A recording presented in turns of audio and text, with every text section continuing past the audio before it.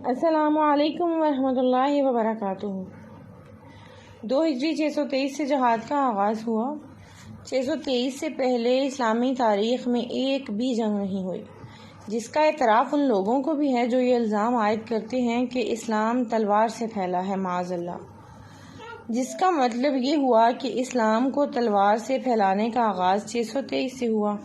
تو اگر اسلام صرف تلوار ہی سے پھیلا ہوتا تو 623 سے پہلے اسلام کی نشر و اشاعت نہ ہوئی ہوتی، لیکن ہم ہسٹری کے شواہد و دلائل کی روشنی میں دعوے کے ساتھ کہہ سکتے ہیں کہ 623 سے پہلے ہی اسلام اپنی حقانیت کی بنا پر لوگوں کے دلوں میں نقش ہو گیا تھا۔ حضور اقدس صلی اللہ علیہ وسلم کے اخلاقی محاسن اور خصائص کبریٰ نے دنیا کو متاثر کر دیا تھا۔ آپ کے نور نبوت نے ظلمت کدہ میں بھٹکنے والوں کو ہدایت کی روشنی عطا فرما دی تھی، جس سے واضح طور پر حقیقت عیاں ہوتی ہے کہ اسلام ہرگز تلوار کے بل بوتے پر نہیں پھیلا، بلکہ اسلام اپنی صداقت اور حقانیت کی بنا پر عالمگیر پیمانہ پر پھیلا ہے۔ 582 ہجری، جبکہ حضور اقدس صلی اللہ علیہ وسلم کی عمر شریف صرف 12 سال تھی، یعنی کہ آیت قتال کے نازل ہونے سے 43 سال پہلے آپ نے اپنے چچا ابو طالب کے ہمراہ ملک شام کا سفر فرمایا۔ جب آپ کا قافلہ بصرہ پہنچا تو بصرہ کے قریب ایک دیہات میں ایک سوما تھا۔ اس سوما میں بحیرہ نام کا ایک راہب رہتا تھا، جو توریت، انجیل اور دیگر اسلامی کتابوں کا زبردست عالم تھا۔ اس کا شمار یہود اور نصارہ کے احبار میں ہوتا تھا۔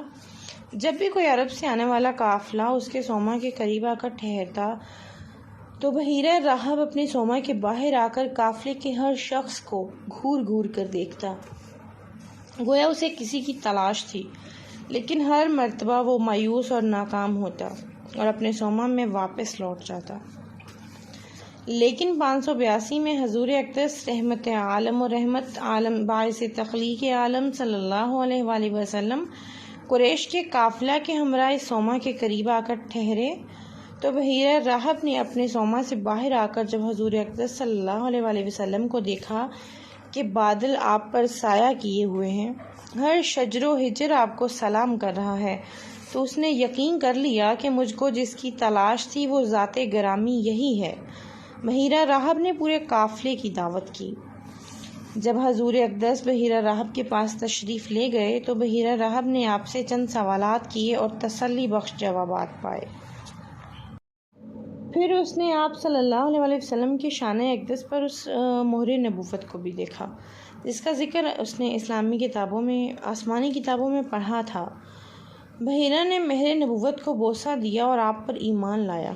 بحیرہ ان میں سے ایک ہے جو حضور اقدس صلی اللہ علیہ وسلم پر آپ کے اظہار نبوت سے پہلے ایمان لائے ہیں۔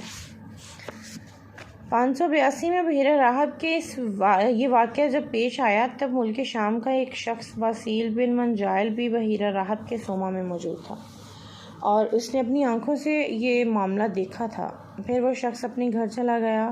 باسیل بن منجائل کو پختہ یقین تھا کہ بحیرہ راہب حق کے سوا کچھ نہیں کہتا، لہٰذا وہ بھی اسی وقت گرویدہ ہو گیا۔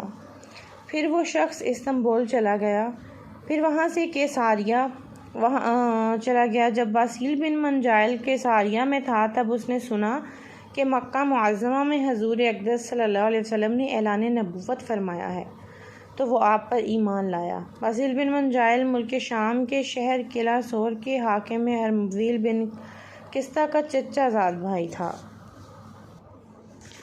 باسیل بن منجائل نے اپنا اسلام پوشیدہ رکھا، یہاں تک کہ 19 ہجری 640 میں ملک شام میں قلعہ سور کی جنگ کے موقع پر انہوں نے اپنا ایمان ظاہر کیا اور اسلامی لشکر کی عظیم خدمات انجام دیں۔ 610 سے پہلے حضرت حبیب بن نجار اور اصحاب قریہ وغیرہ حضور اقدس صلی اللہ علیہ وسلم کے اوصاف جمیلہ اگلی آسمانی کتابوں میں پڑھ کر اعلان نبوت کے پہلے ایمان لائے تھے۔ 613 یعنی کہ اعلان نبوت کے 5ویں سال مکہ معظمہ سے کچھ مسلمان کفار مکہ کے ظلم و ستم سے تنگ آ کر حبشہ کی طرف ہجرت کر کے چلے گئے، کیونکہ مکہ معظمہ میں مسلمانوں کا رہنا مشرکوں نے دوبھر کر دیا تھا۔ لہذا رحمت عالم صلی اللہ علیہ وسلم کے حکم سے نبوت کے 5ویں سال ماہ رجب میں مسلمانوں کی بہت بڑی جماعت نے حبشہ کی جانب ہجرت کی تھی۔ اس ہجرت کو ہجرت اول کہتے ہیں۔ ہجرت کرنے والوں میں حضرت عثمان بن عفان، حضرت جعفر بن ابی طالب وغیرہ جلیل القدر صحابہ کرام تھے۔ جب مشرکین مکہ کو پتہ چلا کہ مسلمان ہجرت کر کے حبشہ گئے ہوئے ہیں تو انہوں نے ایک جماعت کو بحیثیت وفد بہت سارے ہدایہ و تحائف کے ساتھ حبشہ کے بادشاہ کے پاس بھیجا۔ حبشہ کے بادشاہ کو نجاشی کہا جاتا ہے۔ اس وقت نجاشی کا نام اسمہا تھا۔ کفار مکہ کے وفد نے نجاشی بادشاہ سے مسلمانوں کی شکایتیں کی اور زحل اگل اگل کر بادشاہ کے کان بھرنے کی بھرپور کوشش کی اور یہ درخواست کی کہ مسلمانوں کو حبشہ سے نکال دیں۔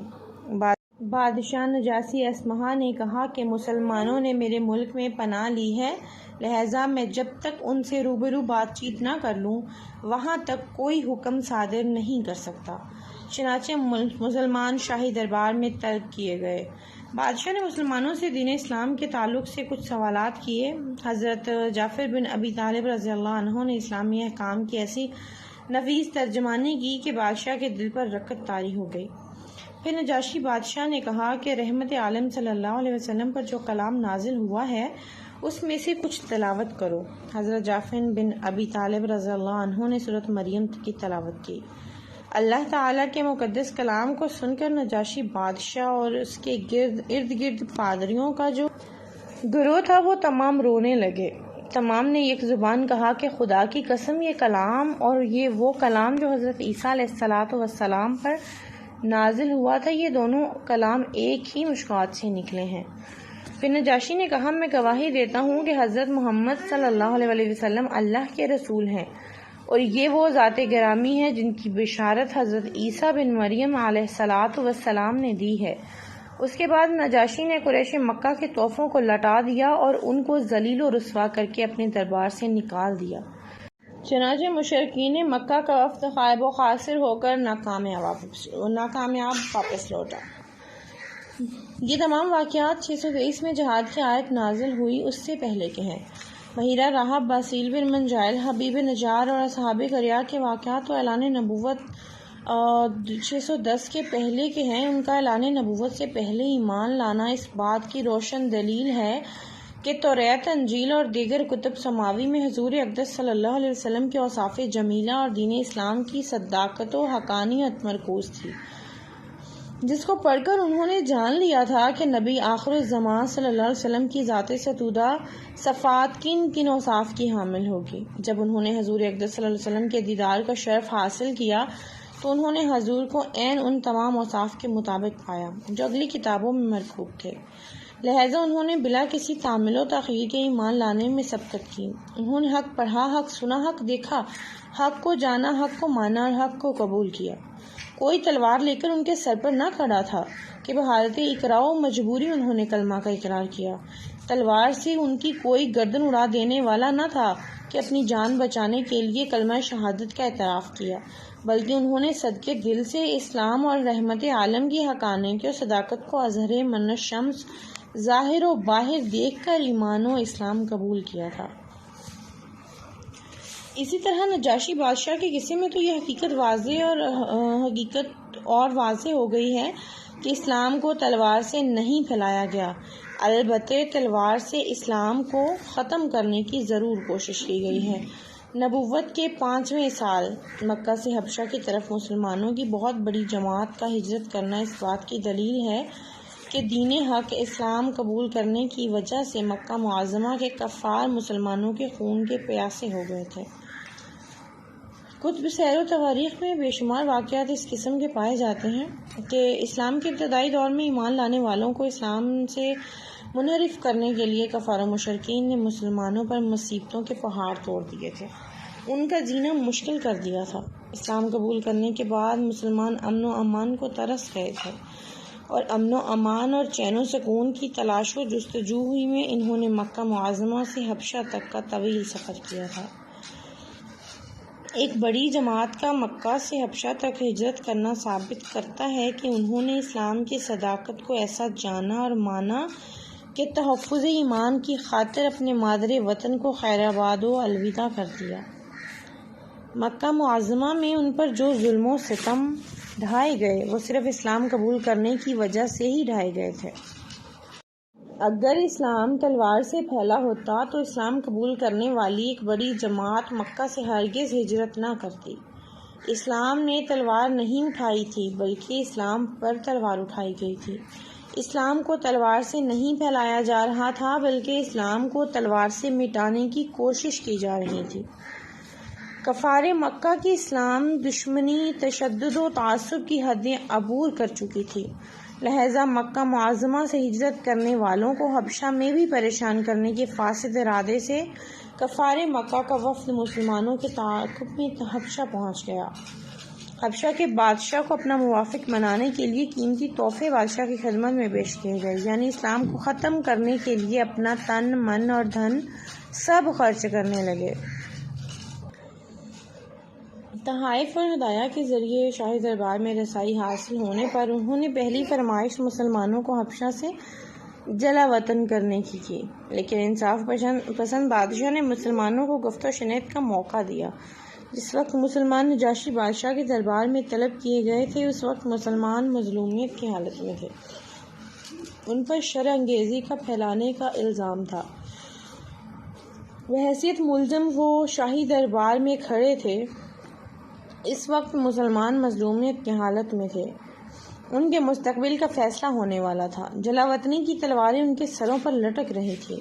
مسلمانوں کے ہاتھوں میں تلوار نہ تھی لیکن الحق یعلو ولا یعلی، یعنی حق کے غالب ہوتا ہے مغلوب نہیں ہوتا کے مطابق شاہی دربار میں حق کی صداقت کا پرچم لہرایا، یہاں تک کہ نجاشی بادشاہ نے اسلام کی صداقت کا اعتراف کیا اور دولت ایمان سے مشرف ہوا۔ تو کیا شاہ حبشہ نجاشی نے تلوار کے خوف سے اسلام کی صداقت کا اعتراف کیا تھا؟ ہرگز نہیں، بلکہ معاملہ برعکس تھا۔ تلوار مسلمانوں کے ہاتھوں میں نہیں بلکہ بادشاہ کے تصرف میں تھی۔ بادشاہ کے ادنا اشارے پر مسلمانوں کی گردنیں دھڑ سے الگ ہو سکتی تھی۔ بادشاہ مختار تھا، مجبور نہ تھا۔ اس نے تلوار کے خوف سے اعتراف حق نہیں کیا تھا بلکہ کلام اللہ کی لاربیٹ نے اس کے حق کو حق پذیر کیا تھا۔ شاہ حبشہ نجاشی ان سعادت مندوں میں سے ہیں جن کی نماز جنازہ حضور اقدس صلی اللہ علیہ وسلم نے پڑھی۔ 9 ہجری میں شاہ حبشہ نے رحلت کی۔ حضرت جابر بن عبداللہ رضی اللہ عنہ سے مروی ہے کہ جس دن شاہ حبشہ نجاشی نے وفات پائی، نبی کریم صلی اللہ علیہ وسلم نے صحابہ کرام سے فرمایا کہ آج تمہارے بھائی مرد صالح اصفہاں نے وفات پائی، اٹھو اور ان کی نماز جنازہ پڑھو اور اپنے بھائی کے لیے استغفار کرو۔ اس کے بعد ہم حضور اقدس صلی اللہ علیہ وسلم کے پیچھے صف باندھ کر کھڑے ہو گئے اور ہم نے عیدگاہ میں نماز جنازہ پڑھی۔